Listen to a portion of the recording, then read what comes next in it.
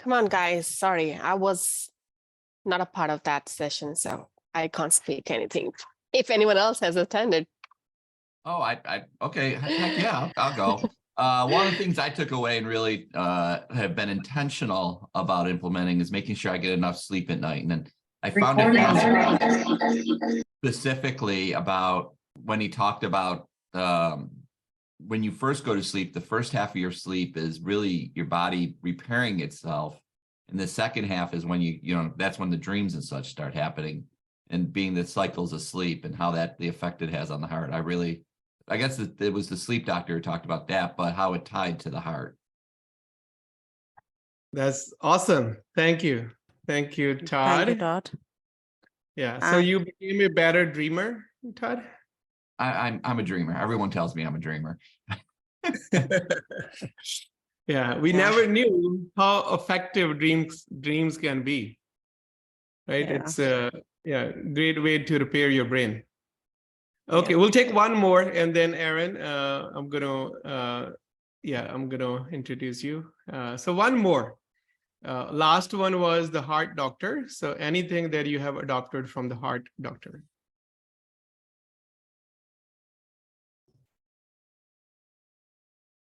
I can go, Sunny. Go ahead, Akshay. Yeah, so we've been talking about staying healthy and eating healthy. However, I think, Sunny, it was in the last session that we got to know that how important it is to control the cholesterol levels, the blood pressure. I know a lot of people mentioned about their parents facing a challenge with high blood pressure. I faced the same with my mom. So I think it was really enlightening from that end that, how can we control that? And second, of course, staying active, all throughout the day, not being stagnant and just keep moving. So I think that's something that I've adopted. Yeah, that is awesome. And thank you. I am impressed with this group already. Wow. Yeah. It's a great team. Yeah, and there is a calculator there. So Shruti, if you don't mind sharing for individuals where they did not join. So you can kind of really, everything is about being proactive and predictability. And he showed us a way how you can predict your health score or your heart score or chances of having any kind of heart attack in life. What are your chances so that you can be more proactive? So Shruti, if you don't mind sharing the link with people where they did not join time. Okay, so Aaron, we are peers and he's a friend. And sometimes you meet people and for the first time and you connect them at a very deeper level. And that is Aaron to me. We met just a couple of months ago and I'm like, just hearing his story with, like where we talk about hard work at IT by Design, that there is no substitute for hard work. And when he shared like how hard, what hard work means for him, because everyone's like overall definition can be different. And one thing I remember was really that hard work, that how, where he started with like a very, very humble beginning and what he has achieved in life. And now he's kind of really adding value to a lot of other businesses, entrepreneurs, coaching leaders, coaching companies, facilitations, in terms of helping companies achieve their vision. And that's what his like overall next why is after building a business, scaling a business. And he has learned so much in his life. And I'm like, Aaron, I want to share this story. And so Aaron, over to you, my friend, and take it us from here.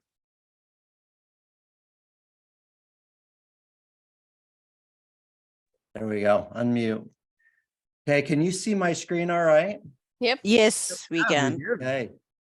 Perfect. Sunny, thank you. It's such a pleasure. When we first met, there was a strong connection there. I knew you just, when you meet somebody, you just go, wow, that guy is impressive. And what you've built here is pretty incredible. And I've been all over the website, just really impressed with the journey and the story and so forth, and look forward to future connections. And thank you for the intro. I'm going to dive right into it because I want to make sure that we have time for questions. I will talk about my background and everything and why I landed where I've landed. And all this will make sense. So this is kind of the title of the presentation today, but it's all about really flourishing personally. I want you to kind of focus on that part of it. You know, that's really where we're going today. And so quickly, the agenda, my journey of flourishing and well-being, kind of where I started. We're going to talk about positive psychology today. I've been coached by the founder. Muted. There we go. Okay. We lost you for a second, Aaron, that you were coached by. I was coached by Martin Seligman, who's the founder of positive psychology. And I'll talk about that here in a second. And then we're going to go into the 8 laws, but I'm really going to focus on what we call the deeper, the triple alliance, the 3 foundational laws. We just don't have enough time. I kind of debated, do I go all into 8 laws? We just don't have enough time. So I'd rather go deeper in the foundational ones today, but I'll introduce the other 5 and you'll get a sense of what those are. And we'll talk about key takeaways, next steps, and so forth. So this is my journey professionally. These are the brands I've created over the years. And my background's healthcare. So I've had home care agencies. I still do. It's not even up there. I am truly an entrepreneur through and through. And so I do have other companies that aren't represented there that I advise, that I've invested in. And, I have a home care agency in North Carolina, but it started my first successful company. And I say successful as I had a couple early companies that weren't, over 20 years ago, but that's how I have become successful. Is you have to fail sometimes to know what you need to work on. And so Arbor Senior Care, Home Care Pulse, that's kind of my flagship company I had for many, many years. A data analytics company in the home care space, kind of like the JD Powers of home care. And about halfway through that journey with Home Care Pulse, I recognized the need to make some changes personally. And I'll talk about my journey as we go along here when we talk about some of these laws, but also from a leadership with my team and so forth. So we implemented EOS in our business in about 2016, and it was life-changing, transformational, and allowed me to step away. And those are some of the brands we created within Home Care Pulse, but allowed me to step away and pursue a dream of mine. I've always been fascinated with what makes people happy, what helps people flourish. And so I enrolled at age 48 at the time when I actually applied, and I finished it when I was at the age of 50, but I enrolled into a Master's of Applied Positive Psychology at UPenn. And it's the #1 program in the world for that area of positive psychology. One of the founder of positive psychology was one of my professors, Martin Seligman, and he's very well known in the space, as some of you are familiar maybe with his work. He's written a lot of books, and many others, Angela Duckworth, others that were part of that program. And so it was a fascinating journey. And my whole intent was to be able to help, or better help, because I was already coaching. I was already helping other entrepreneurs, have for years. But my intent was to help entrepreneurs and their leadership teams and their employees learn how to personally flourish in a more meaningful, intentional way. So we'll talk about that and where I've come up with this, which has launched this new company, EntreThrive. You're actually right at the beginning stages here of the launch. We're just finishing the website. I mean, this thing is really kind of in the beginning stages. And I'm working with a national publisher to get this book out. It's called EntreThrive, and I'm super, super excited about it. In fact, that's the book. There's my family, a little bit about me. I have 6 kids. I've been married 27 years.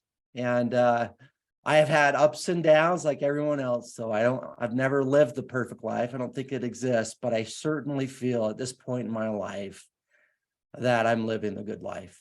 And I think that it would be selfish of me not to share some of the things that I've learned along the way and along my own journey of being extremely poor without a whole lot of money. $100 to my name when I first started my first business to where we're at today. And so don't have a whole lot of time. I want to share, the principles, but I promise you, if you're struggling, if you're going through some stuff, I've had death in the family. I've had sicknesses, cancer in our family, all kinds of challenges that we've gone through. I have, in my own children, we've had to navigate LGBTQ challenges and make sure that my oldest son is loved. I mean, there's just so many things that I could share that I wish if we were one-on-one sharing that we would probably share some tears together, because we all go through different things in our lives that make us stronger. And my own personal journey with my oldest son, I'm more loving, I'm more compassionate, I'm more accepting of others because of him. So there's just so many things I would love to share with you from a personal level. But again, we don't have the bandwidth today. So maybe hopefully one day we can have that opportunity. But that's the book, EntreThrive. I do share some of my own personal journey in that book. And that's coming out in September. We're recording the audiobook here in June. Super excited about that. So Marty, that's what we call him, Marty, who is the founder of Positive Psychology. Glimpsing the vision of a flourishing human future is life-changing.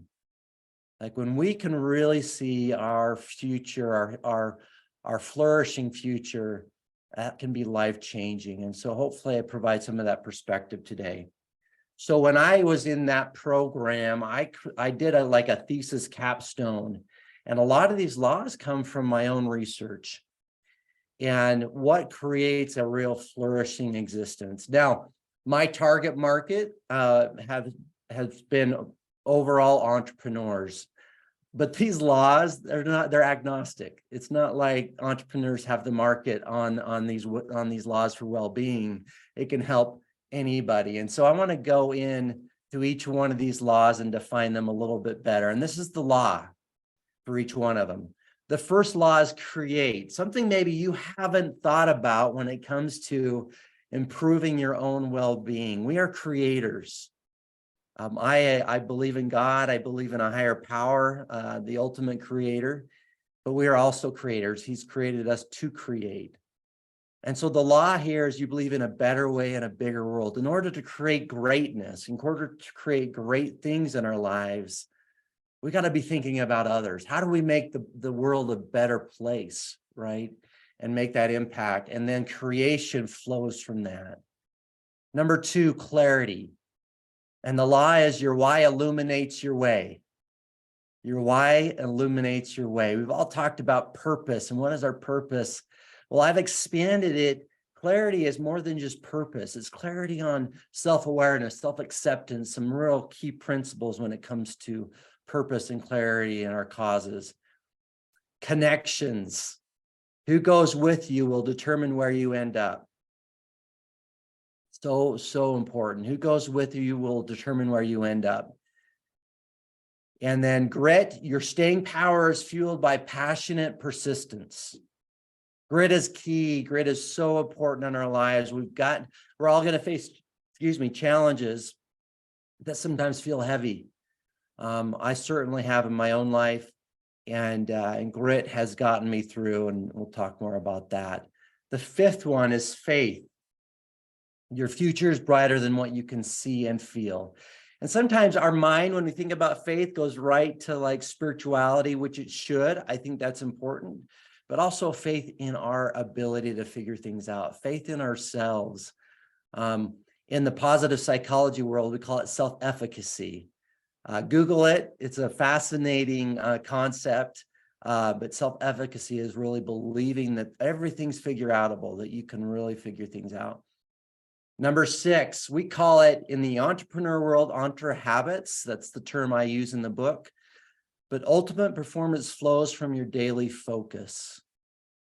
Okay, what's your intent every day? And that's super important. Number 7, vigor. I love the word vigor. It provides energy when I say it. But the energy you carry carries you.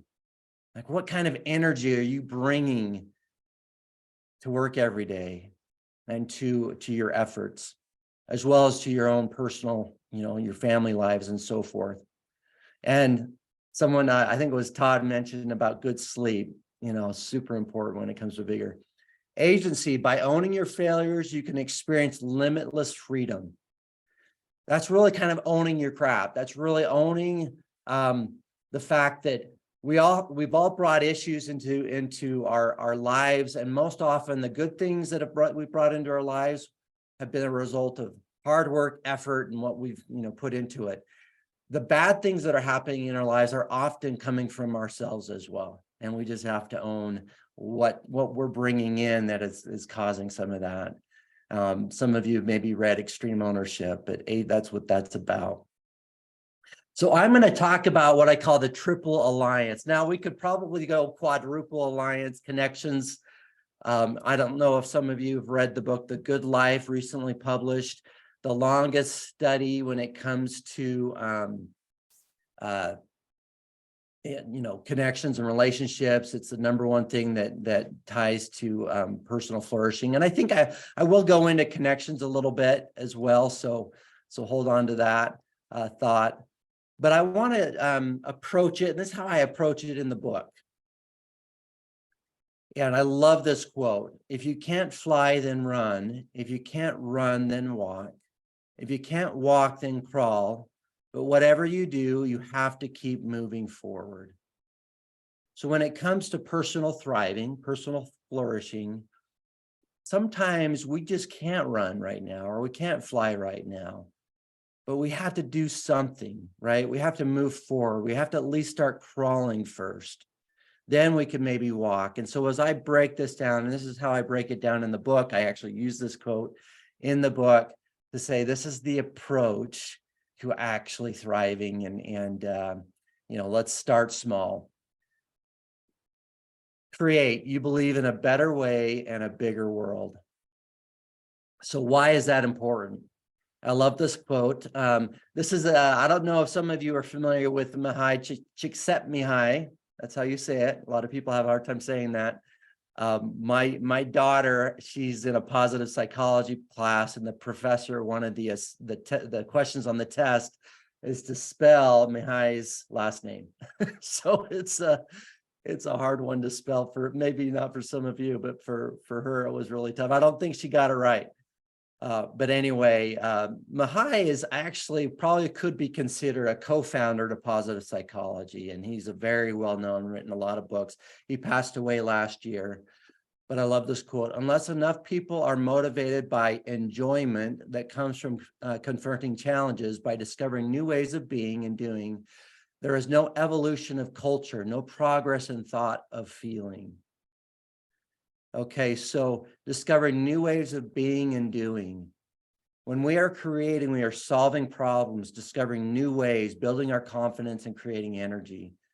Creating new ideas, like if we have a problem in our work or whatever it might be, when we can use our creative minds and really kind of get deep into that creativity, that has been shown. Many studies have shown this as well. And Mihai wrote a book called Creativity and how it ties to well-being. But that is healing for many people. In fact, for almost all people. When we can create, we just can't underestimate the power that has in our lives. And I believe it's not talked about enough. I think that we need to talk more about the impact that this has, and allow within our workplace and within our environments this greater opportunity. Think about if you have children, the impact creation has on their own well-being. Play, there's a great book, The Power of Play by Elaine O'Brien, who's actually a good friend of mine, and so important. And in that book, she talks about creativity and the importance of, even as adults, the power of play. And play actually inspires us or fuels creativity in many ways. So create. What's the crawl part of this? We have to allow ourselves to dream. So often when we have these big dreams and we try to share them with others, we get some negative naysayers, right? They're like, that sounds unrealistic, or that doesn't, how in the world are you going to achieve that? We've got to be able to ignore the noise and be able to dream big, because often it's their own insecurities talking. They don't want to be passed up or whatever it might be. So I have in parentheses there, it's Chris loves Julia.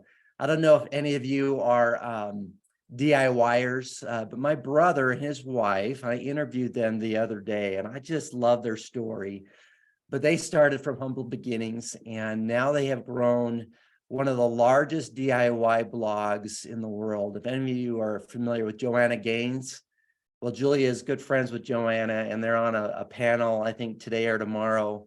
But Julia is kind of like the Joanna Gaines of HGTV channel, but the Joanna Gaines of the internet. So they just created this incredible thing. But what I wanted to share about their story is that Julia, that's her superpower. She loves to create. She loves to create experiences. And when she's creating, that just feeds her well-being. And I asked her on the interview, I said, so when do you have time to create, or what does that look like for you, and what motivates you to create?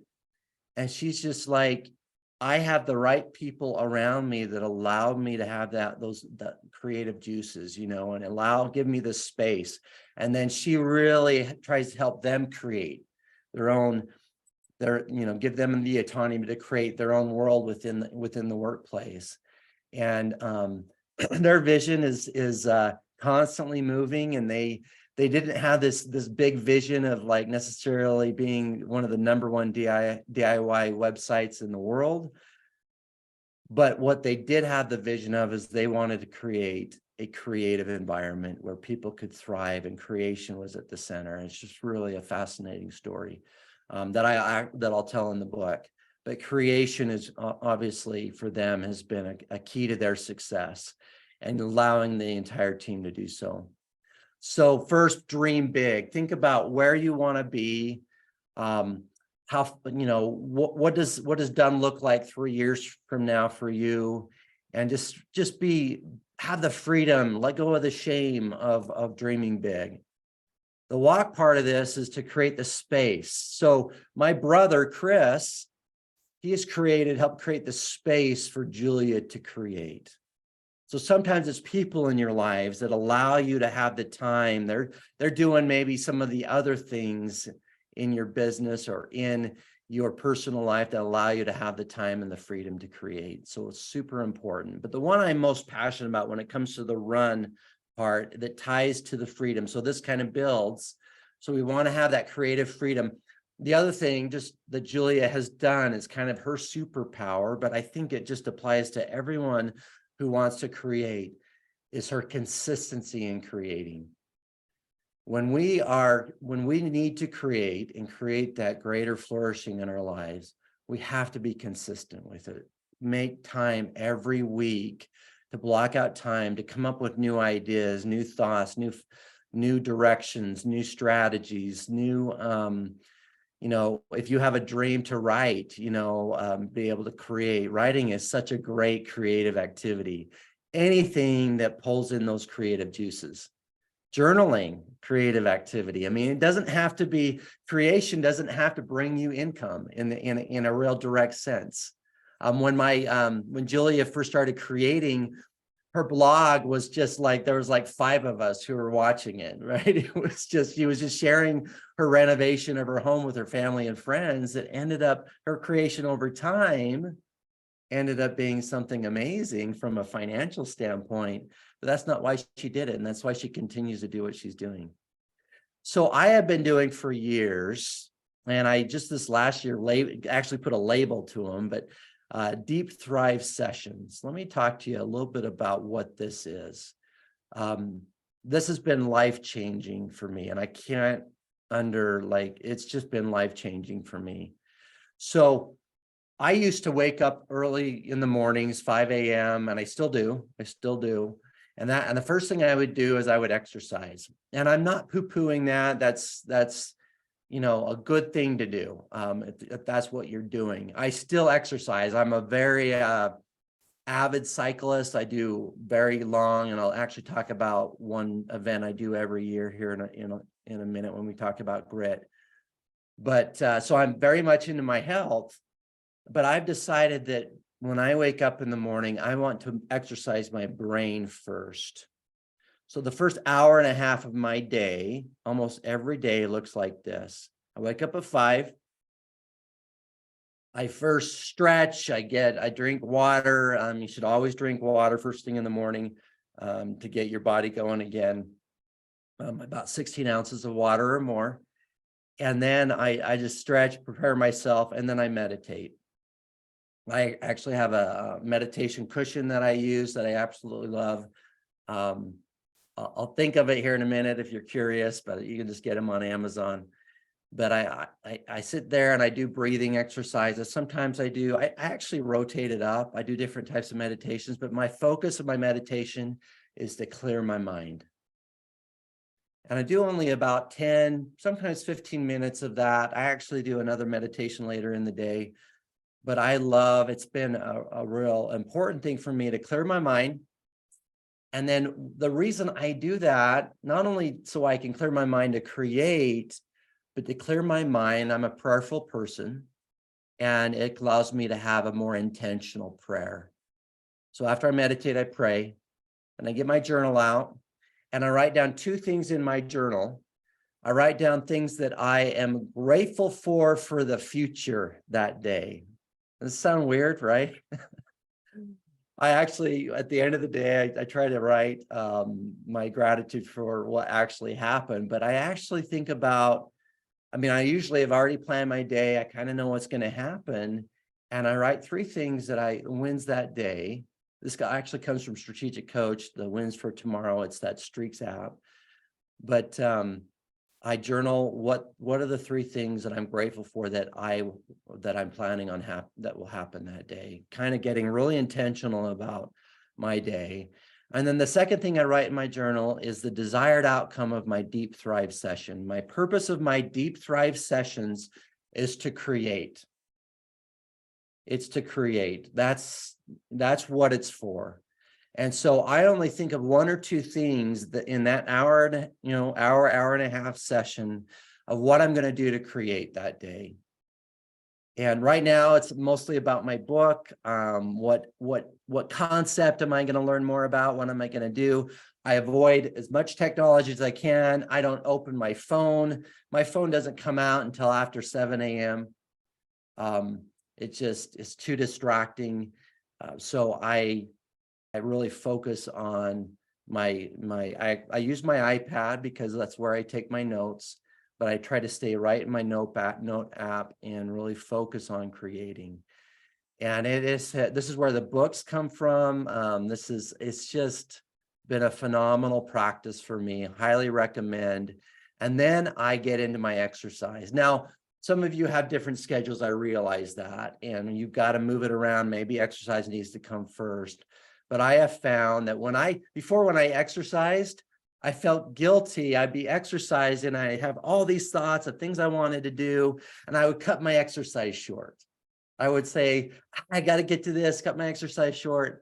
Now, because I've done such a great thing, first thing, I've created something, I did something that created energy and confidence with my EntreThrive session, my exercise is longer than it's ever been.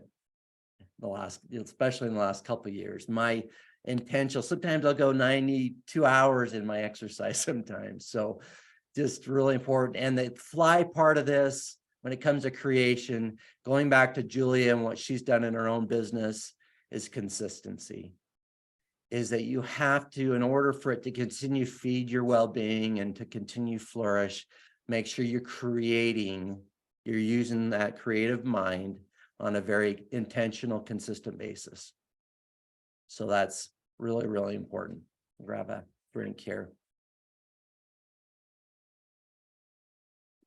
Excuse me. So clarity, your why illuminates your way. Excuse me. When you have clarity around your goals and priorities, it's easier to move towards what you want out of your life. We all know that, right? And clarity is again, goes beyond just purpose in the way I approach it. But the crawl part about clarity is this term, we probably have heard it before. We use it a lot in positive psychology, but this term called self-acceptance. The self-acceptance of who you are now and that personality isn't permanent. There's a great book by Dr. Benjamin Hardy out there called Personality Isn't Permanent. That's where I get that phrase from.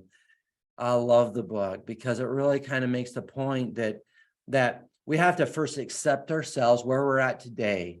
What are our failures? What are our things that we're struggling with? Be really open and honest about where we're at today, but also with the understanding that we can change, that our personality isn't fixed. That's what the problem with some of these personality tests. I love personality tests as long as we're going about them in the right intent.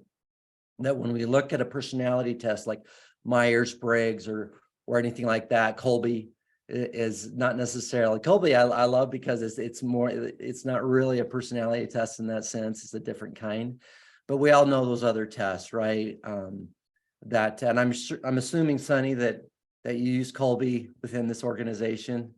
We use Kolbe. All right, good. Yeah, we do. We do. Yeah. Good. Awesome. And I have for years as well. I've been strategic coach for, 15 years now. And anyway, but there's others out there that we have to really, like the color test and all those things. We have to be really careful, right? That we don't get a fixed mindset and say, okay, that's who I am. I can't change. So again, getting clarity on who we are today, but then what are those things, the self-awareness of that's the walk part of what we don't want, kind of this process of elimination.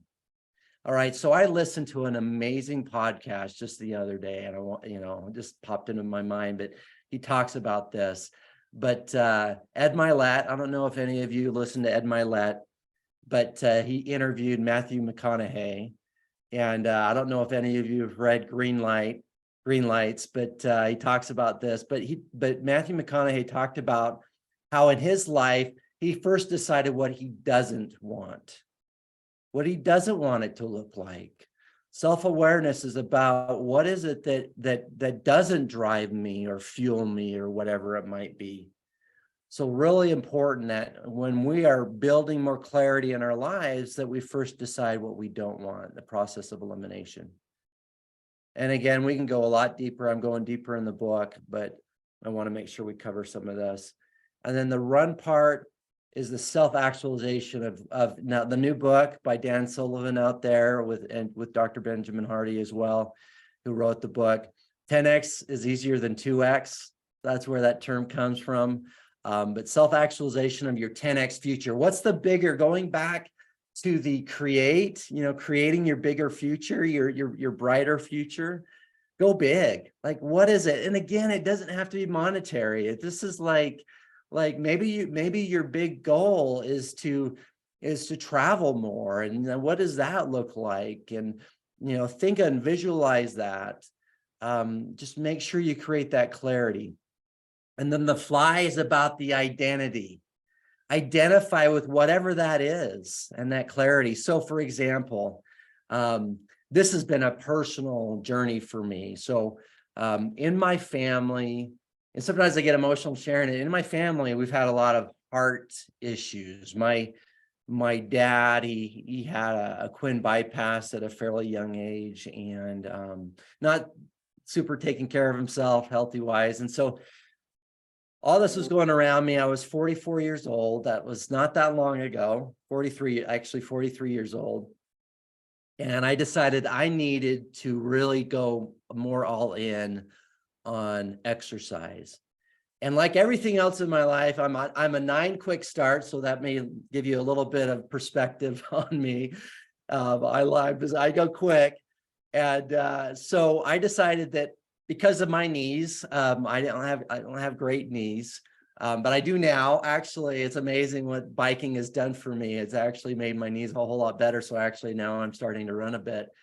But I decided I wanted to go into biking, and not just go into biking, like riding my bike every once in a while. I went all into biking. So the day that I ordered my bike, and I bought this at the time, it was a really nice road bike. I've since upped the program, several upgrades since then. But I bought a few, more money than I ever thought I would ever spend on a bike. I ordered my bike, and the day I ordered my bike, I registered for the longest sanctioned road race in America. 207-mile road race from Logan, Utah to Jackson Hole, Wyoming, in the US here. And it's over 4 mountain passes, and it's a beast. And so I registered for this, and that's because of my clarity where I wanted to go. My 10X was like what I wanted to be, what my health was like, and I needed some big thing to work towards to get me there.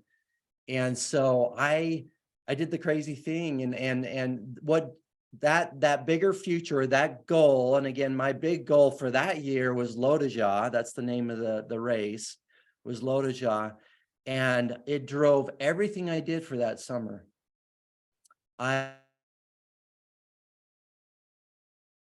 Many naysayers like, Aaron, why didn't you just start with like a 50-mile ride, right? Why didn't you just start small?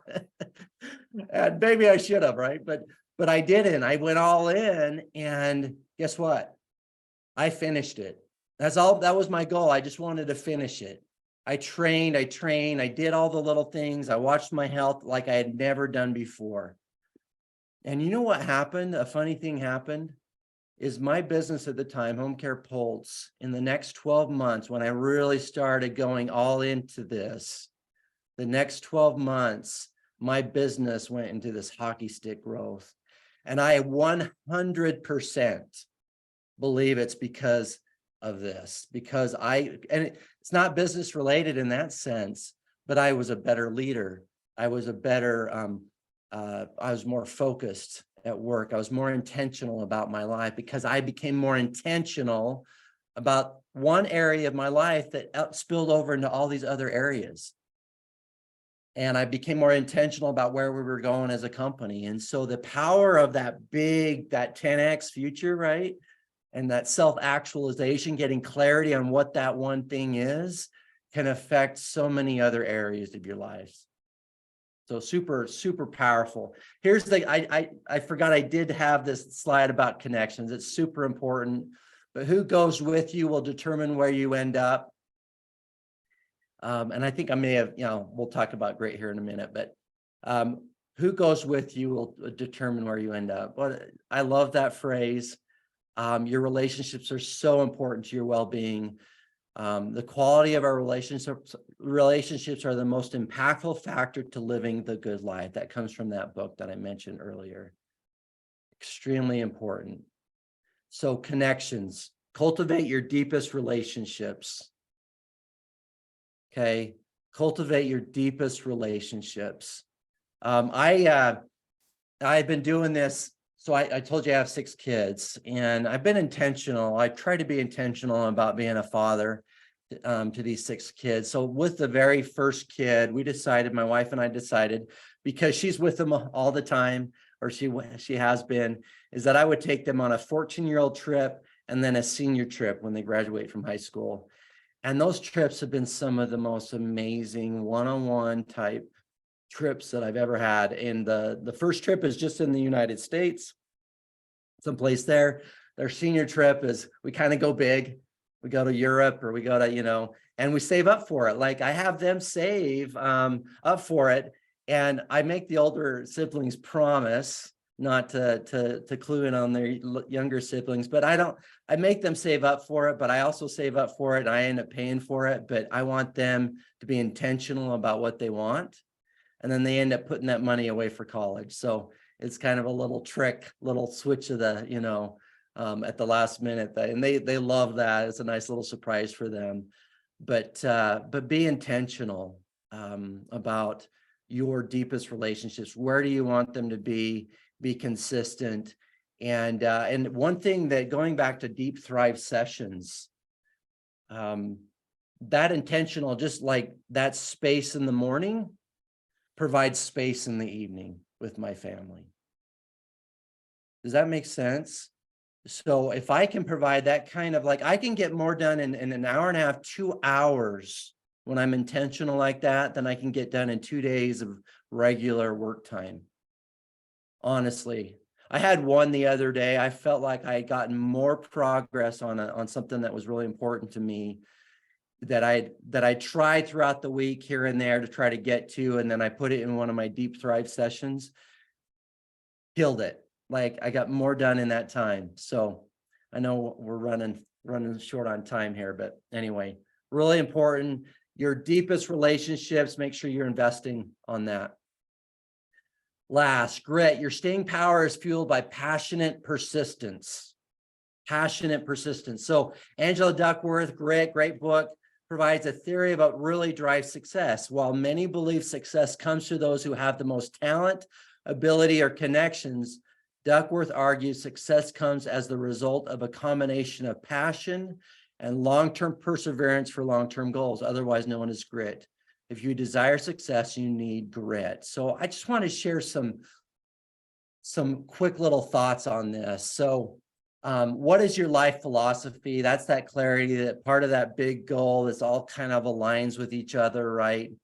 But one thing I want to, and actually Matthew McConaughey points this out in that podcast, which I highly recommend. It's really, really good. But this concept about passion is not discovered. Passion is a choice. And that's just such a profound, like, so often we're taught that passion is discovered, that it just kind of comes to us. Well, passion, to find our passion takes grit. We have to, like, pull back the onion, right? We have to kind of test things out and see what we like, what we don't like, what, that process of elimination that I talked about before, and really decide what is our life philosophy. And there's a whole, if you go in the book in Grit, she lays out this whole life philosophy kind of concept. But once you have chosen your passion, what you want to be passionate about, then the grit can circle around that. But if we aren't passionate, grit is really hard to come by. So we first need to going back to the clarity, this all aligns with that. We have to be clear on what that is. And I would do a lack of time. I won't go too much into this, but Colin O'Brady, he was the first one with a team of 5 other guys across Drake's Passage. If everyone knows what Drake's Passage is, it's the wildest part in the world as far as ocean, waves, and so forth. They were first ones to row across that. Well, guess what? Just similar to Lodija, I guess, in that sense, is that Colin O'Brady had only been rowing for 3 months before he went across Drake's Passage. He had a goal, he had a vision, and he did whatever it took. You need to Google it on YouTube. Colin O'Brady, Drake's Passage is his whole routine in doing this. He's also the first man to walk across Antarctica. So, I mean, this guy is legit. And if you look at him, he's smaller than me. He's just a small guy. And his story is fascinating. So anyway, but the grit, once he had that vision and that passion, that clear, like what he was going to do, it's amazing what we're capable of. He's no one special, and he'll be the first one to tell you that. Right? I'm no one special that way. Run, make the journey meaningful to yourself and others. Like what's the purpose of this life if what we're passionate about doesn't make a difference in other people's lives? So like even with Lodajan biking, I tried to infuse that same energy that I was getting from that into my work, into the people that I led. And then fly, this is something I'm going to write more about in the book, but this concept about uncertainty, well-being and flourishing can be fueled by our planning for uncertainty. Like if we try to live our life like every time something doesn't go quite our way, we get down on ourselves, we feel like a failure and all these things, go into depression. That's because we didn't really accept the fact that there was going to be some uncertainty in that process. So making your decisions, beforehand, like if you have a goal, like when I had my goal of doing that 200-mile race, I knew there were going to be issues. People had warned me who have done it before what I was going to be faced with.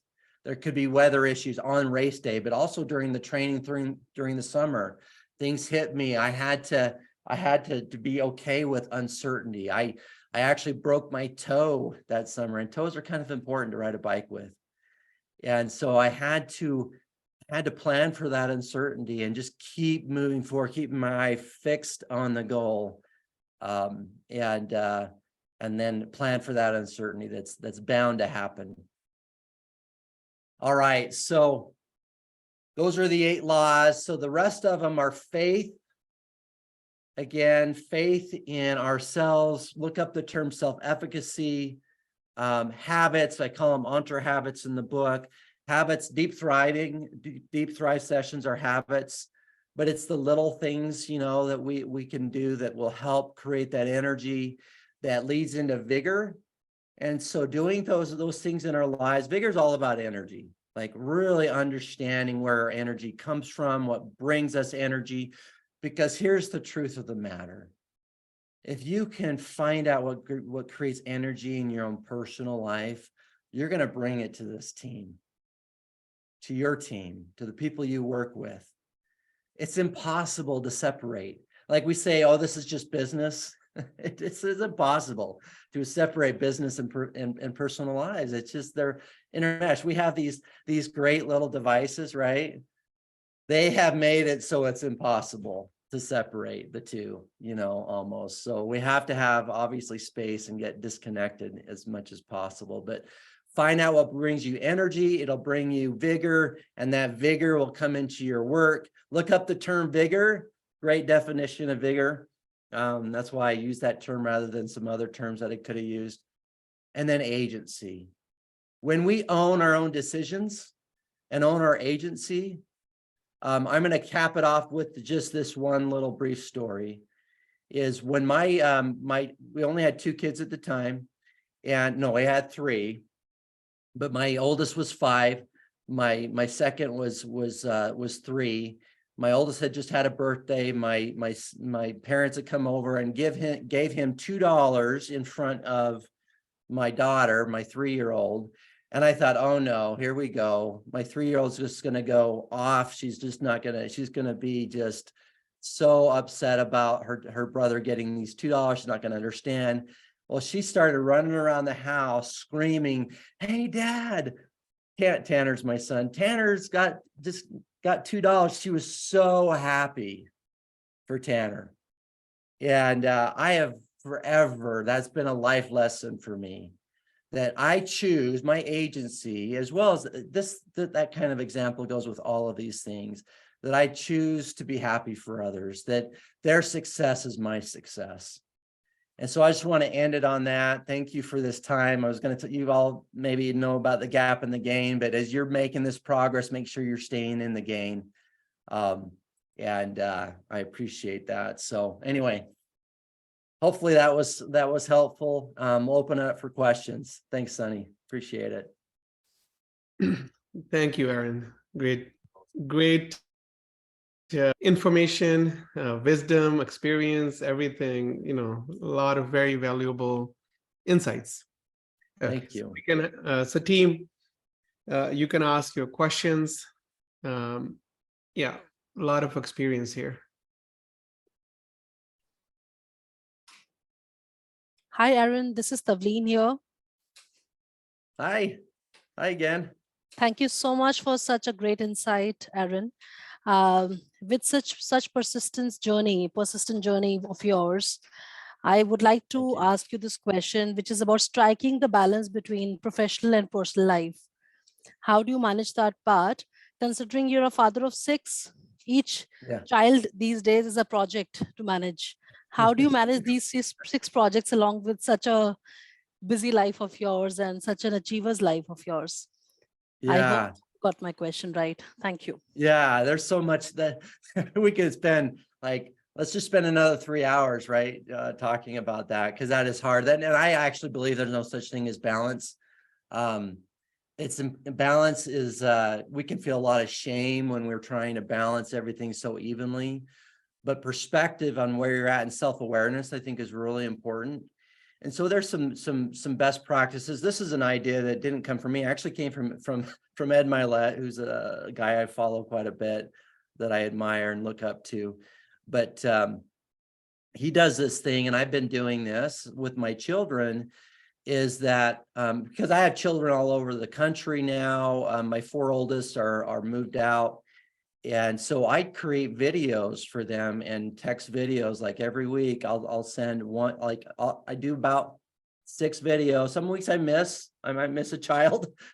I have to remember, or life happens, like the uncertainty I talked about. So this isn't always every week, but this is something I've been really trying to do, is how easy is it to create a 1 or 2 minute video for a child when you don't have time maybe to FaceTime them, but I can certainly create a video that says, hey, thinking about you, want you to, I had this thought. Or a lot of times, because I'm a learner and I'll share things with them, and but I make those about them. Like I first started doing these videos for all 6 kids at the same time, and they'd all listen to it, but it wasn't personable. So I started doing it just for the one, and doing it that way, making it more intentional.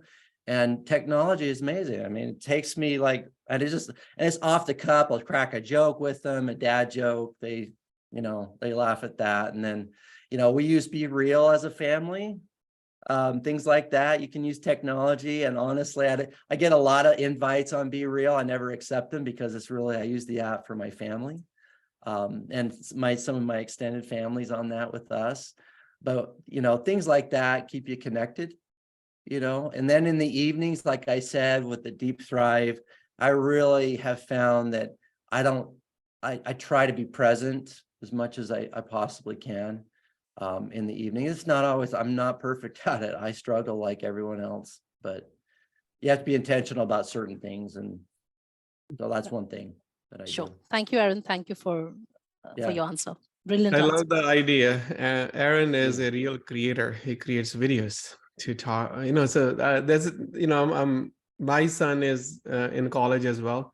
The second one is, and I'm like, this is a great idea to kind of really, sometimes when he wants to normally talk through text. You have to call like 10 times for him to pick it up. That's right. Amen to that. It's like, for the younger ones, you pay for their cell phones. You figure that because of that, they should pick up their phone on the first ring, but it doesn't happen. Yeah. No, it doesn't happen. But this is a great idea. Yeah. And again, I got that idea from someone else, but it's been really, and it's just been super valuable. And you're making progress when they actually do call. When, like, my second daughter, she's an artist, and she just created some things she wants to sell at a farmer's market. She called me, she just got them printed out, was all excited. And I was at the gym, and it was just things like that. It's the little things, right? That just or they run out of their monthly budget, and that's when they call. What's that? Or when they run out of their monthly budget, that's when yeah, that's right. That's right. Or you said it right, Sunny. Exactly. Okay, 2 more questions for Aaron. We still have 4 minutes. All right. Hi, Aaron. My name is Rich, Hi, and Rich. I have a hello. I have a question. Like, what's your approach when you're learning something? Suppose you're a creator, and each day you have to learn something new. So, what's your approach? How you know, think about it in your mind that I have to learn this particular thing. How you approach towards that particular thing? Oh, that's such a good question. So Thank you. it usually like comes from an interest. Like if I like on my learning, and sometimes I don't use my deep thrive for like going deep into a certain concept, but sometimes I do. For example, the other day I went a lot more deeper than I ever have on the concept of self-awareness. And so I went to Google Scholar during my deep thrive. And so I'll take one concept sometimes, and then I just go deep into that one term or whatever and say, okay, what does this mean? What does this mean to me? And I was doing it intentionally for the book because I really wanted to get a better understanding of that. But it's usually like, for me, it's usually like going all in on a book. So one thing I've been doing for years, so this is a best practice of mine. And actually, I don't know if I've ever had an original idea in my life. That's probably not true, but I borrow a lot of ideas and I make them my own. But this came from the book, The Slight Edge, but this concept of 10 pages a day. I actually have made it 20 pages for me, but whatever it is, 5 pages, doesn't matter, but of a book. And so if you think about it, if you read 10 pages a day, you're reading a book a month. You know, average book. I mean, that's a big book too. That's 300 page book. So you could almost, with some of these books out there, you could read two books a month with that. And so often it takes us, and I'm not talking audiobooks, I'm talking physical. I love to do both, but I love that touch and feel of a physical book. And I do dive into a physical book, like, right, you know, I just finished 10X is easier than 2X. Using that same rhythm. So on my planner, I use Daily Focus. It's a Michael Hyatt planner. And I write down every day on my planner, I write down 20 plus pages. Like sometimes I'll go longer, and that might be in my scriptures as well. I might, you know, but my goal is 20 plus pages every day. I'm reading something, and it doesn't even take that long. It really is not a huge, you know, and then, but for me, the intent is I stay with the same book, because my 9 quick start, I want to be in all these different books. I try to stay all in with one book so I finish it, because for years I would start a book and never finish it, and I would go on to the next book. That was an issue. So anyway, Rich, I hope that helps. Wow, really, I got my answer. Thanks. All right, thank you. Thank you. Okay, team. Thank you for joining today. Hope you got value out of this session and you got some ideas that you can implement. And everything is just more like information and ideas until you really adopt and implement and make it a way of life. The ritual that Aaron was talking about it's all about ritual, where you're not biking, but then all of a sudden you do this, the most probably most difficult bike race to complete. It can only happen with a ritual, making it a daily I've routine. completed it 4 times now. Wow, that's that's amazing. Yeah, that is, so there are just so many very inspirational kind of, you know, stories that Aaron shared today with us. And one of the inspiration that is, you know, I have been kind of training myself for half marathon or some kind of bike race. I did the 5 borough, Aaron. It's not 200. Oh, really? I think it's like 26 miles, or I don't know exactly what the miles are. But they start from Manhattan, then they go to Bronx, then they go to Queens, then they come to Staten Island. So all the 5 boroughs. That's funny that you say. I have a client who lives in New York that does that. Yeah. So, Yeah, Yeah. good for you.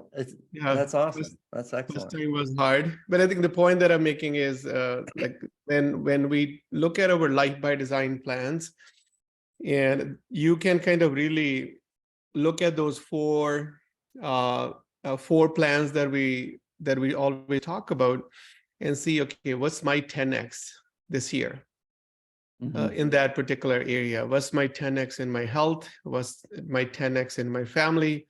What's my 10x in my career? What's my 10x in my legacy? So take that idea that Aaron was sharing, that what is my 10x? What is that bigger future looks like in these four areas? And then he gave a great process that you can use. I loved those steps for everything that you were doing, Aaron. That first walk, and then crawl, walk, Crawl, run. walk, run. Run. Yeah. Yeah. Yeah, Fly. it has Yeah, such Martin a Luther King. it has such an alignment with that flywheel. Yeah. Yeah. Before it becomes a flywheel, it needs to start from somewhere. And I'm like, that's a very simple way to understand. Sometimes I something. go into fly too fast, like I did with that race. Yes.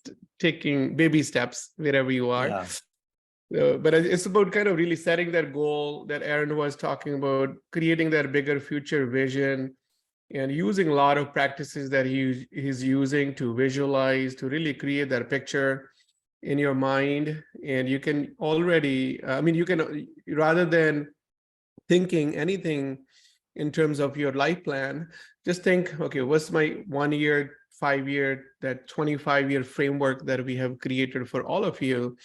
And all you need to really do is have that bigger future defined, clarified, and then kind of really do that in the morning ritual routine that Aaron was sharing. Like, remind yourself, because the biggest chief reminding officer will always win. Like, if you can remind yourself in the morning, what's important to me, what is that one thing that I want to accomplish with the focus, and using those 4 steps to move towards your 10x bigger future.